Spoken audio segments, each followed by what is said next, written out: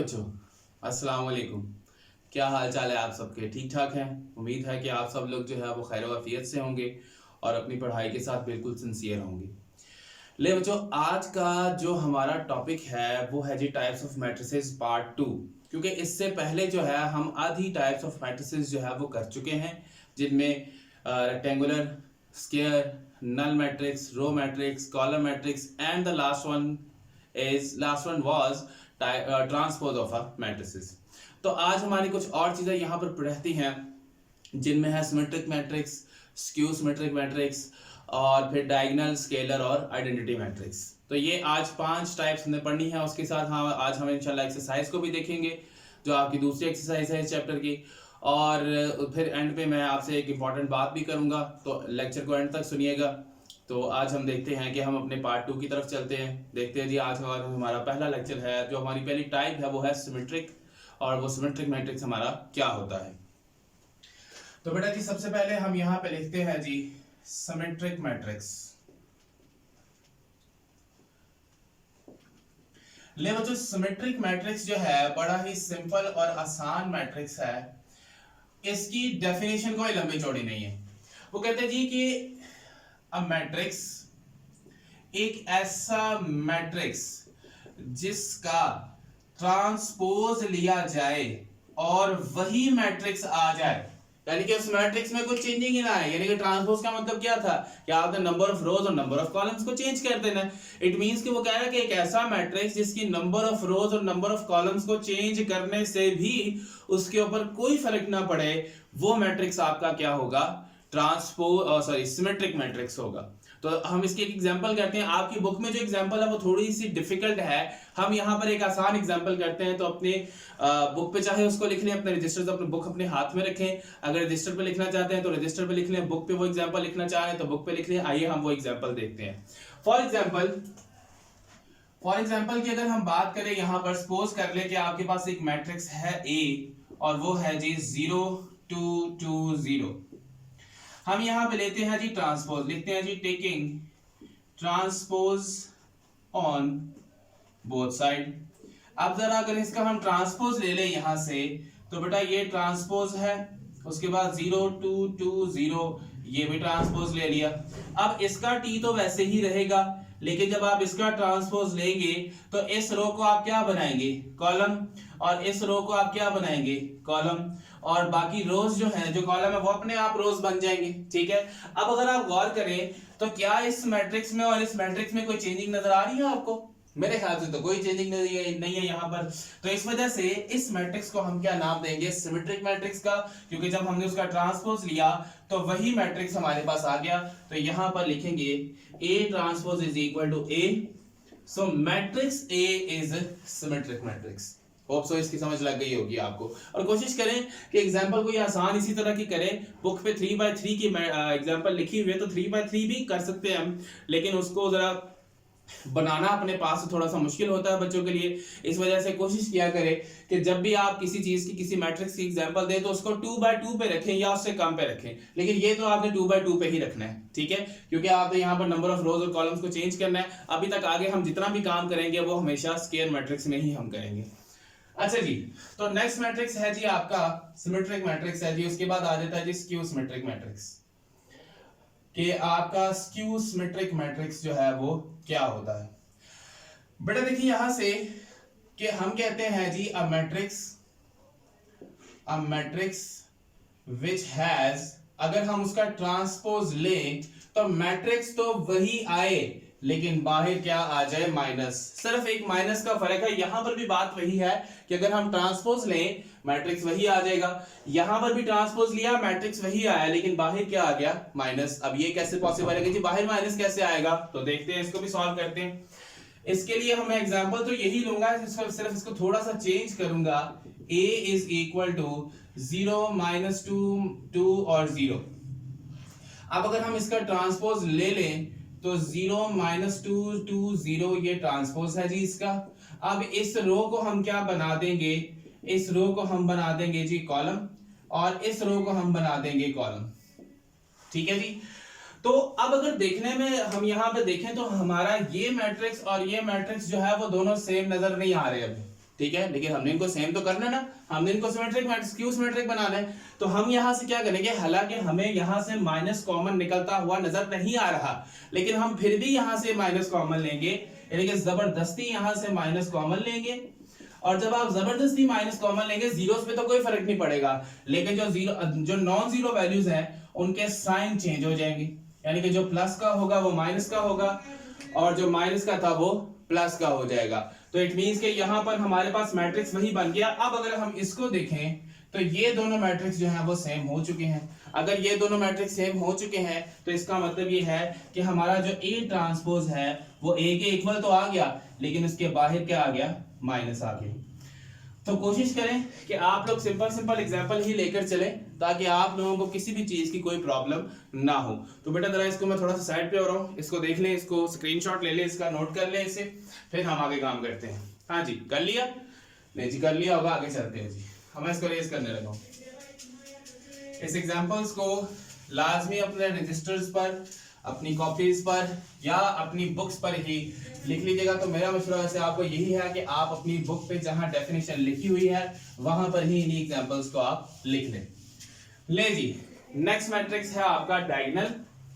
ले जी, एक है जी आपका डायगोनल मैट्रिक्स, ठीक है जी, डायगोनल मैट्रिक्स है जी। उसके बाद बेटा आपके पास है यहाँ पर नेक्स्ट मैट्रिक्स, यहाँ पे मैं लिखूंगा स्केलर मैट्रिक्स, ठीक है बेटा, स्केलर मैट्रिक्स। उसके बाद बेटा यहाँ पे मैं लिखूंगा आइडेंटिटी मैट्रिक्स। तो ये तीनों मैट्रिक्स जो है वो मैंने यहाँ पर उनके नाम लिख दिए हैं। तीनों इस वजह से लिखे हैं ताकि जरा तीनों में एक्सप्लेनेशन अच्छी हो जाए।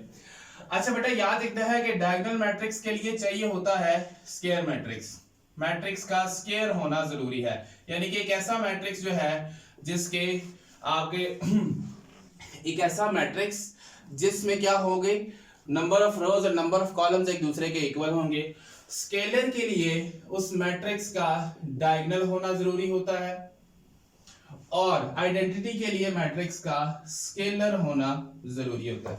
ठीक है जी, तो क्या करेंगे अब हम यहां से, बेटा जी वो कहता है जी एक ऐसा स्क्वायर मैट्रिक्स जिसके डायगोनल एलिमेंट्स नॉन जीरो हों।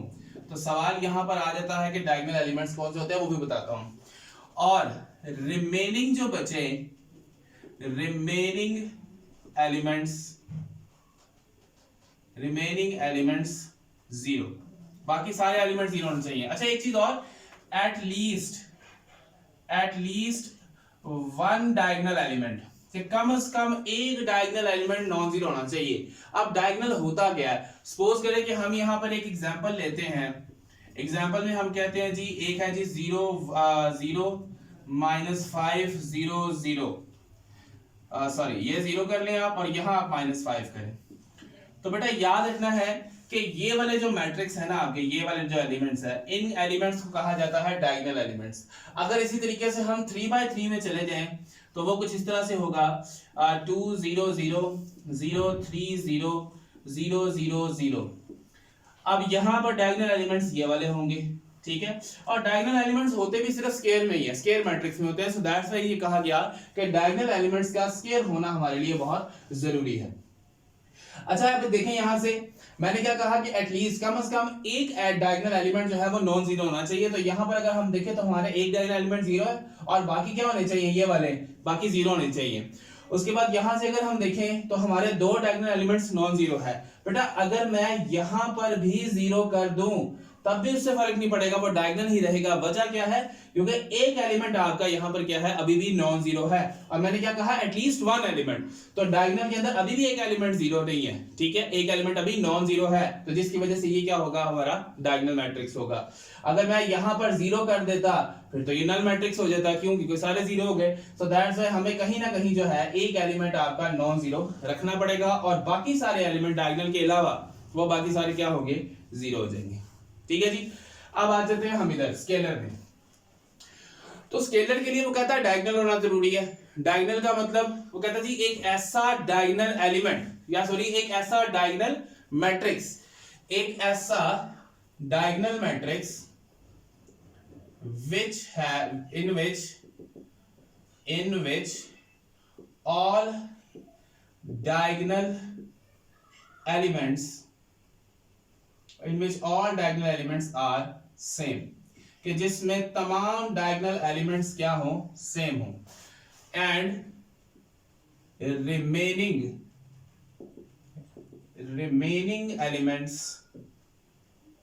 elements will be zero, कि बाकी सारे एलिमेंट्स क्या होंगे, जीरो। फॉर एग्जाम्पल हम यहाँ पे लिख देते हैं जी 2 2 0 0।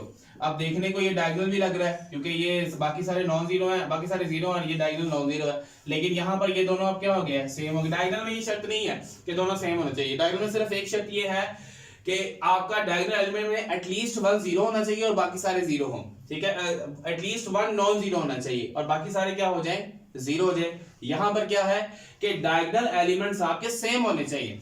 दूसरी कंडीशन अगर हम देखें, दूसरी कंडीशन दोनों में सेम है, ठीक है, सिर्फ पहली कंडीशन का फर्क ये है, यहां at least one element non zero होना चाहिए, यहां पर डायगोनल एलिमेंट्स आपके सेम होने चाहिए। एक और एग्जांपल अगर हम लें 3/3 की, अगर हम यहां पे लिख लें 5 0 0 0 5 0 0 0 5, तो ये क्या है आपका स्केलर, क्योंकि यहां पर सारे एलिमेंट्स क्या हैं, सेम।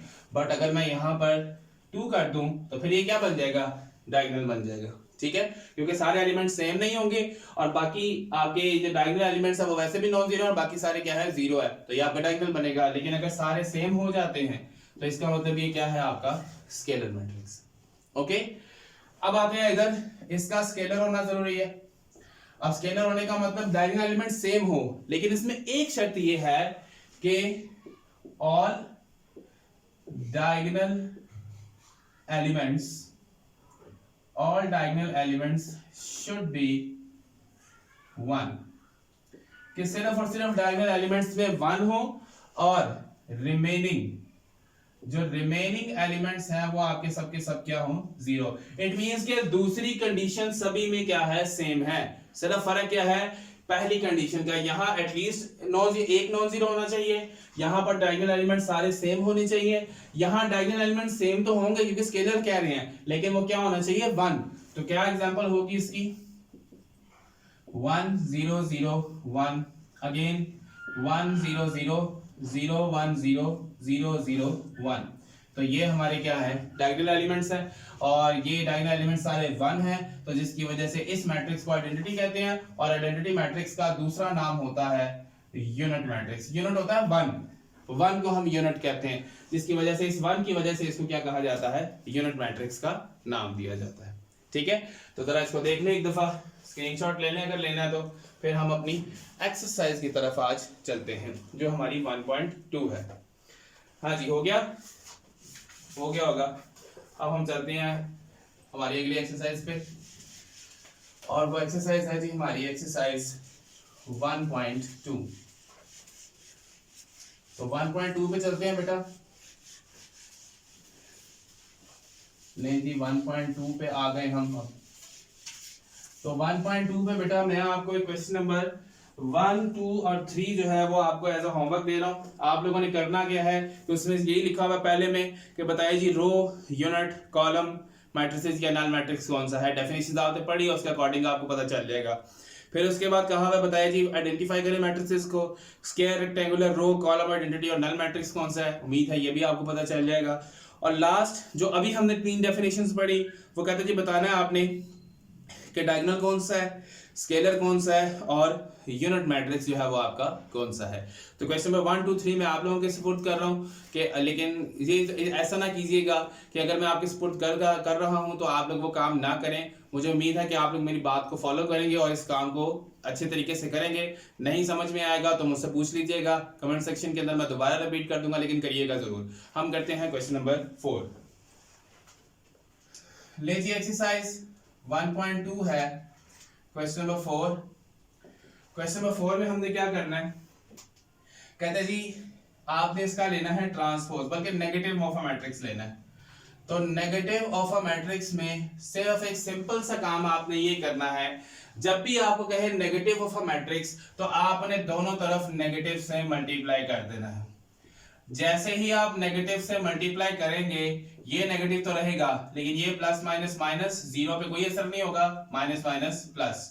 तो नेगेटिव हमारा मैट्रिक्स में हमेशा सिर्फ और सिर्फ क्या होता है, साइन चेंज हो जाता है, बाकी सारा काम हमारा वैसे ही रहता है। एक और इसका कर लेते हैं, जैसे हमारा जो डी वाला है, डी में लिखा हुआ है आपके पास -3 -4 2 और 5। तो बेटा जब आप इसका लेंगे, इसको भी दोनों तरफ माइनस डी से मल्टीप्लाई कर देंगे, माइनस से मल्टीप्लाई -3 -4 2 और 5।